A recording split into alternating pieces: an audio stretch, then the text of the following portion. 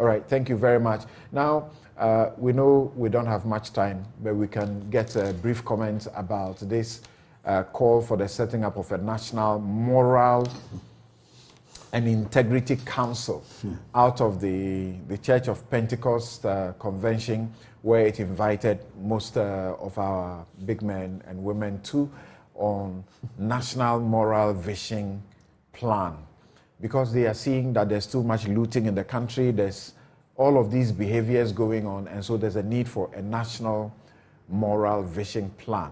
But they want it to go beyond that. They are saying, let's set up a national moral and integrity council to see if we can get some help in this direction. Dr. Bawumia, the former presidents, Kufuor and John Mahama were all there. Dr. Bawumia sought to suggest that there's already some plan going on to cut away some of these things.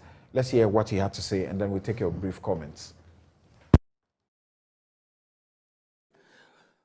We noticed a very, very interesting piece of data which speaks to the problems at ECG.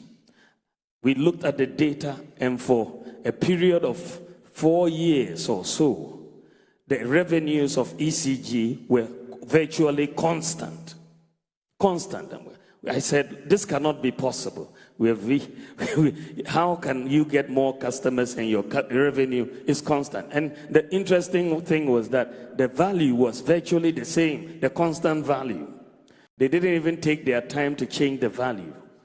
So we said, no, we need to send in a team to look at the architecture of revenue collections at ECG and digitalize the process properly. So we sent in a team to ECG.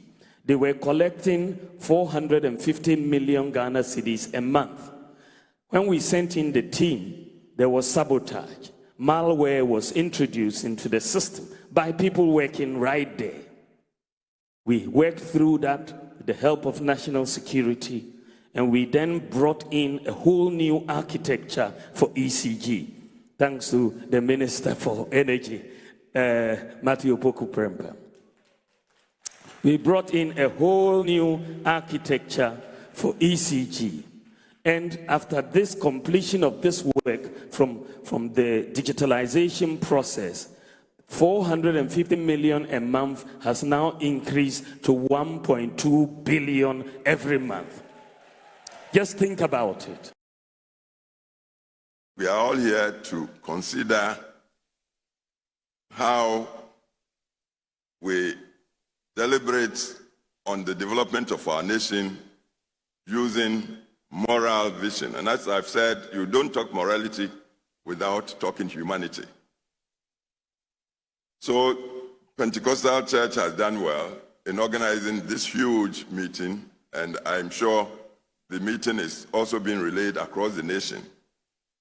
I wish you success. So over the next 2 or 3 days of the forum, you come up with ways and means to enable the people generally to contribute to find the way forward towards developing our nation. What happened to our value of being each other's keeper, each his brother's keeper, where communal assistance to each other on our farms and in other tasks that we had to undertake were easily available? What happened to our abhorrence of greed and theft? Why do we celebrate persons who today are wealthy with dubious sources of income, and yet society is not concerned about what the source of income is, and it's only about the person's wealth? Ladies and gentlemen, ethics have a direct impact on national development. And as a student of history, I can say unequivocally that in history, all civilizations that have fallen have done so after they lost their moral and ethical compass. It is our prayer that Ghana continues to maintain its moral compass in order that we can continue to ensure national development, prosperity, and dignity for our people.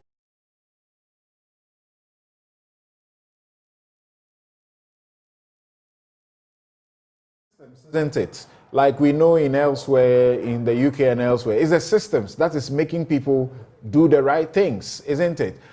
He says in the ECG, they were raking in 450 million a month. Yes. Then they went in to check the systems, and by digitizing the systems, it has now turned from 450 a month to 1.2 billion Ghana cedis a month.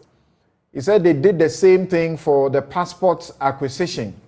Now that has increased revenue from 1 million a year to 64 million a year. So what do we need? Is it a National Moral and Integrity Council? Yes, Dr. Pebby. Oh, Samson.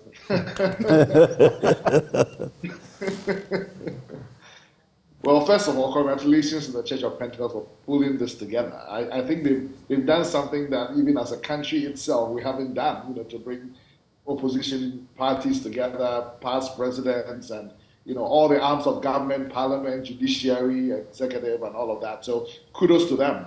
And I am glad that as a church, they are realizing more and more that ours is not just to save souls, but the gospel is such that not only are people saved, but their circumstances are transformed as well. And what do we need? Yes. I heard the proposal, for for this National Moral Integrity Council. Unfortunately, we are taking only a minute of your comments. We ran out of time. That's fine. I must say that I'm still chewing over it, because my first reaction is, oh boy, another council. I think that, I don't know, maybe temporarily, but I think that the church in particular, knowing that their job is to transform lives, should focus on that, because the gospel does change lives. When somebody at the IRS or what we call GRA, who was stealing in the Bible, you call Zacchaeus, when he encountered Jesus, his life was changed. He decided that he would pay back anybody he had cheated, as if 4 times, and then will give half of his wealth to the poor. If the ministers who are stashing money, if the people at IRA, GRA who are taking money out of the pots, if we all encountered the gospel that the Church of Pentecost is supposed to be proclaiming in its purity and its power, I believe that people will be transformed. And it's transformed people that transform a society. I like what the Vice President said. We could put systems in place, and surely we should. But don't forget, it's human beings who create systems. All right. And it's human beings who change systems. Thank you. So my thing is that deeply transformed people can deeply transform society. And Thank you. Maybe a council will help. Thank you very much. So, Dr. Stromsai, so this is it. We say we are 70% or more a Christian nation, and then the rest, a greater majority Muslim, all of us looking up to Allah, God. And we go to the mosque on Friday, we go to church Saturday, Sunday, and yet we need a National Moral and Integrity Council to get us to do the right things. But Dr. Bamia says this is how we are getting it rightly done. Systems are checking the people. From 450 million a month to 1.2 billion a month. From 1 million a year to 64 million a year. Systems. I think there's something good about what the Church of Pentecost, has done. And I think the good in it is that they've admitted that there's a problem. So we are all on the same page as to what the problem is. Now, problem caused by their members. Exactly. That's the point. That their members, Christians and moral, people who are supposed to be moral are the problem. So they are calling for something. The last time I checked about the Peace Council, they were in Nogokpo trying to resolve a dispute between Prophet Ajinasari and the people of Nogokpo. I don't know what this moral council will be doing, but I believe strongly that if the church, all the churches together, have not been able to change the heart of Ghanaians, if all the mosques together and all the religions together have not been able to change the heart of Ghanaians, I doubt if a council whatever it is, this composition will do. That is why we go back to the system issue.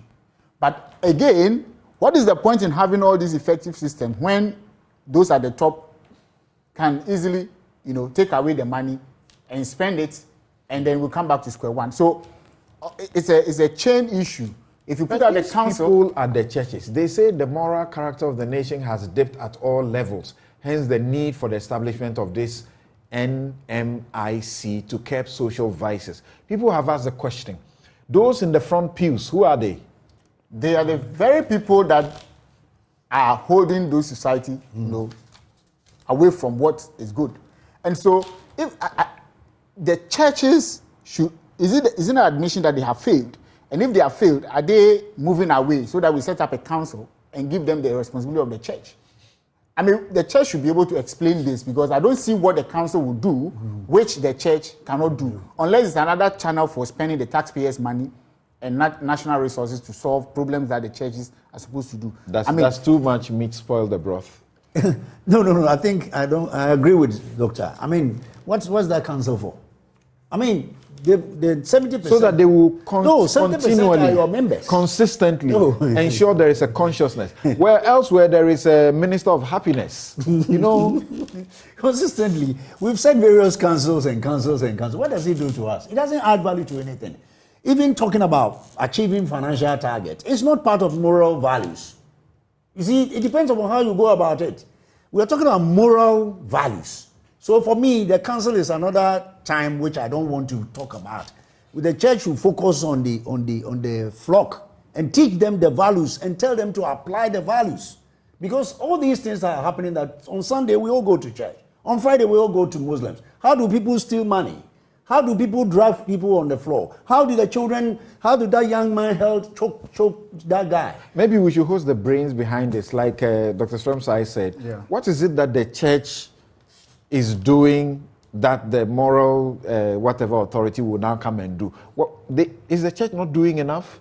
Well, they should do far more than what they're saying. The values are going down, as is admitted. If you go to any church, you see, people are now looking at money, not the soul. So the soul needs to be transformed.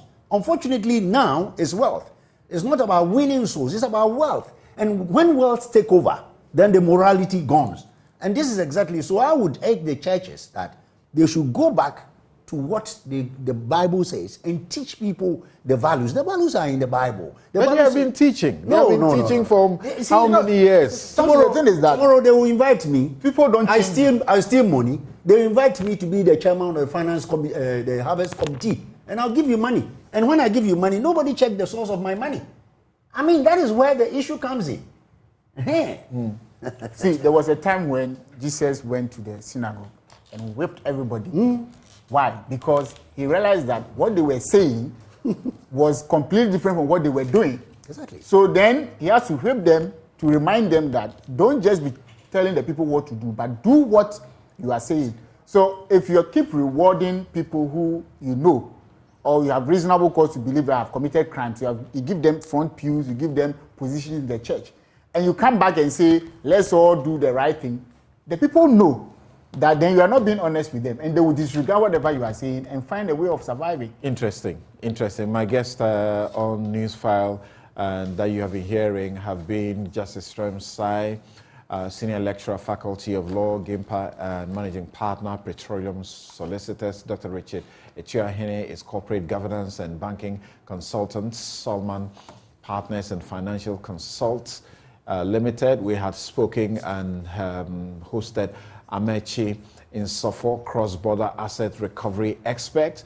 Also, Mary Ada, acting executive director, Ghana Integrity Initiative. She believes that this, vision, moral vision is important, and we need to find a way around it. I don't know if she supports the council that they are suggesting, though. We also had Dr. Yao Pebi, medical director, global CEO, HUD Group, and steering committee member, the Ghana Compact. We had Alfred Tuya Yeboah, Deputy Attorney General and Minister of Justice. Join me.